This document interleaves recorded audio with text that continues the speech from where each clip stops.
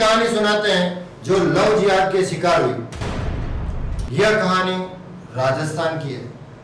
राजस्थान में नामी Sophia girls school, जी हाँ, सोफिया गर्ल्स स्कूल। यह गर्ल्स स्कूल में राजस्थान की बड़े दिग्गज नामी हस्तियों की लड़कियां पढ़ने आती थी।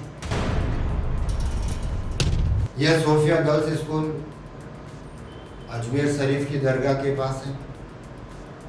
लेकिन कुछ समय बीतने के बाद देखते ही देखते यह गर्ल्स स्कूल लव जिहाद की शिकार बन गई और वहां से निकलता है बहुत बड़ा सेक्स रैकेट।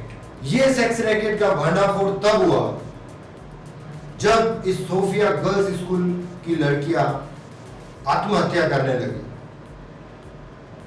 जब लड़कियां आत्महत्या करने लगी तो लड़कियों के माता पिता स्कूल में गए, पुलिस केस हुए, लेकिन लड़कियां सामने नहीं आ सकी। लेकिन कुछ लड़कियां थी, 10 से 12 लड़कियां हिम्मत जुटाकर सामने आई और इस सेक्स रैकेट का भांडा फोड़ दिया। आइए आपको यह सेक्स रैकेट की पूरी कहानी सुनाते हैं। राजस्थान में अजमेर का सोफिया गर्ल्स स्कूल देश में लड़कियों के सबसे नामी स्कूलों में एक। सोफिया गर्ल्स स्कूल में बड़े बड़े रसूखदार लोगों की बेटियां पढ़ने आती थीं। राजस्थान के कई आईएएस और आईपीएस अधिकारियों की बेटियां भी यहीं पर पढ़ती थीं। शहर में रहने वाले एक लड़के ने स्कूल की 9वीं क्लास की एक छात्रा से दोस्ती कर ली। छुट्टी के बाद वो छात्रा लड़के के साथ घूमने फिरने जाने लगी। लड़के ने छात्रा की अश्लील फोटो खींच ली। इसके बाद जो कुछ हुआ वो देश में अपराध के इतिहास में एक काले अध्याय की तरह दर्ज है। लेकिन आज भी भारत में इसके बारे में बहुत कम लोगों को पता है। ये घटना है वर्ष 1992 की और इसे अजमेर सेक्स स्कैंडल के नाम से जाना जाता है। सोफिया कॉलेज की 9वीं क्लास की छात्रा से दोस्ती करने वाले युवक का नाम था फारूक चिश्ती। उसका परिवार अजमेर के ख्वाजा मोइनुद्दीन चिश्ती की दरगाह पर खादिम का काम करता था। फारूक चिश्ती अजमेर युवा कांग्रेस का अध्यक्ष भी था। छात्रा को प्रेम जाल में फंसाने के बाद फारूक चिश्ती ने उसकी अश्लील तस्वीरें ले ली और फिर ब्लैकमेल करना शुरू कर दिया। पहले छात्रा का यौन शोषण होता रहा, फिर उससे कॉलेज की दूसरी सहेलियों को लाने को कहा गया। एक के बाद एक लड़कियां इस जाल में फंसती गईं और इज्जत बचाने के लिए वो अपने साथ दूसरी लड़कियों को भी लाती गई। कुछ से तो उनकी भाभी और बहनों को लाने को भी कहा गया था। पहले एक लड़की, फिर दूसरी और फिर तीसरी। बहुत जल्द ही इस गिरोह के जाल में लगभग 200 से अधिक हिंदू लड़कियां फंस चुकी थीं। अपुष्ट दावों के अनुसार लगभग 250 लड़कियां गिरोह के जाल में फंस चुकी थीं। ये लड़कियां किसी गरीब या मध्यम वर्गीय परिवारों की नहीं, बल्कि अजमेर के सबसे रईस परिवारों की थी।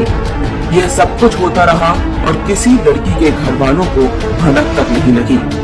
यह मात्र संयोग नहीं था कि सिर्फ हिंदू लड़कियों को ही निशाना बनाया गया, मुस्लिम लड़कियों को छुआ तक नहीं गया।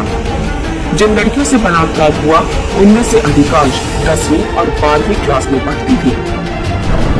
मास्टरमाइंड फारूक चिश्ती अकेला नहीं था, उसके साथ अजमेर शरीफ दरगाह से जुड़ा एक पूरा गिरोह सक्रिय था।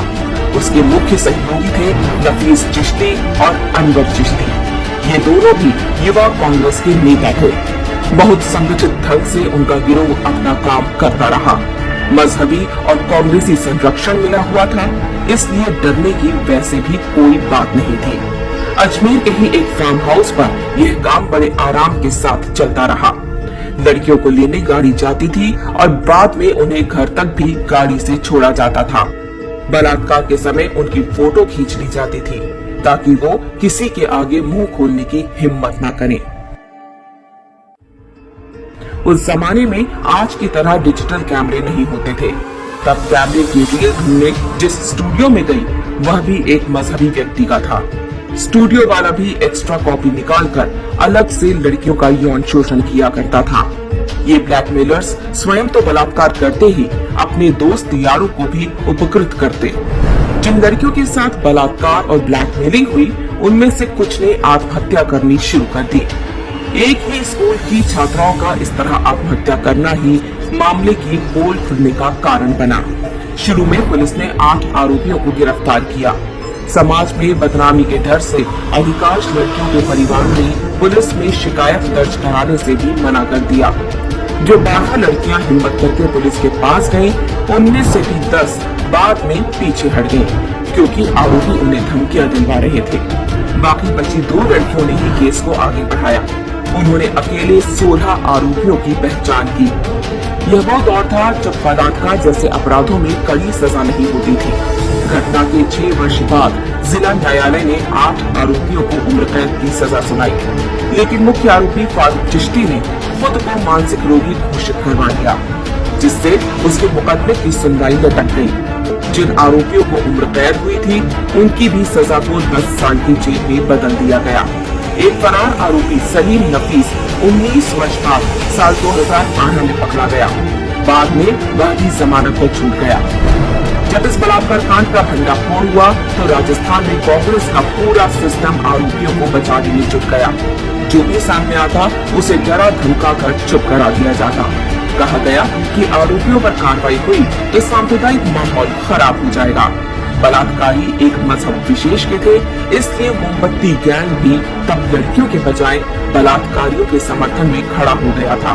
सबका प्रयास यही था कि देश के लोगों को अजमेर की ख्वाजा मोइनुद्दीन चिश्ती की दरगाह की आड़ में हुए इस घिनौने और बर्बर कांड की कानों कान खबर न लगने पाए। उन्हें चिंता थी कि इससे दरगाह पर आने वाले हिंदुओं की संख्या कम हो सकती है।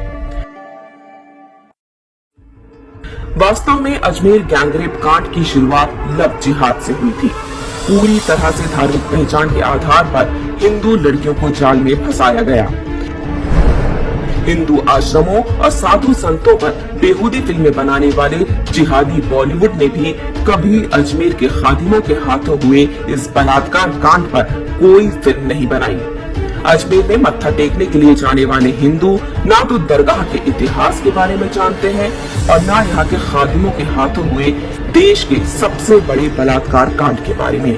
उनको ये भी आभास नहीं होता कि मात्र किसी सूफी की दरगाह नहीं, बल्कि यहाँ ना जाने कितनी अबोध हिंदू लड़कियों की चीख भी दफन है।